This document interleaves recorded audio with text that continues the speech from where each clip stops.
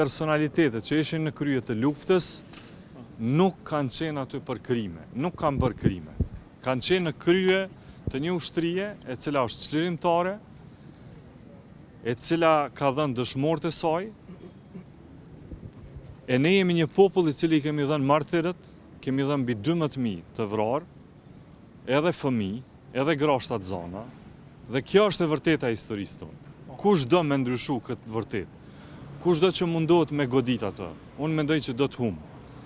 Dhe shpresoj e uroj që të gjitha ata që po gjykohen në Hagë do të dalin të pafajshëm.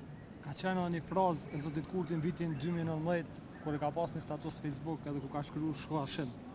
A mendon që ndoshta do duhej jo të kërkonte falje, po të tërhiqej nga deklarata, tash kur po e shohim procesin si po ecë. Unë mendoj që kërkush nuk mundet me na ndalë me na përçarë për luftën tonë qëllimtare. Për që kanë jemi bashkë. Të gjitha ato që kanë ndodhur në skenën politike për vitit 2010, 2000, dikujt edhe më herët, mes LDK-s apo mes PDK-s, apo mes vetvendosis edhe me PDK-n, që kanë qenë kuadër të betejave politike, në parlament, grindjet tona, përplasjet tona, unë nuk mendoj që kanë qenë për luftën, për UÇK-n, për vullnetin e popullit tonë për liri. Këto janë tjera që po i përmendni jo. Këto janë kuadër të betejave tona, të cilat kur nuk do të mund të na përçojnë. Për atë që kemi kalu bashkë, për sakrificat, për luftën e drejtë të ushtrisë qëndrueshmëre të Kosovës, këto kërkush nuk mundet me na hinë mes neve. As partive politike, as popullit tonë.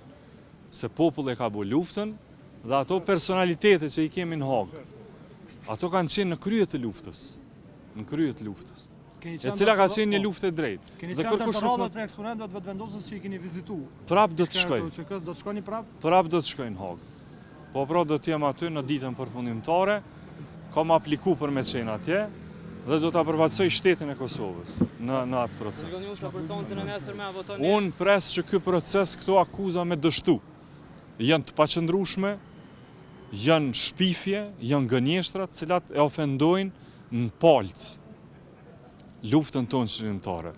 Dhe pikërisht pse do të dështojnë, unë mendoj që pjesëtarët e shtabit të përgjithshëm, zoti Thaçi, zoti Krasniqi, zoti Veseli, zoti Recep Selimi, do dalin të pafajshëm. Për këtë jam shumë i bindur.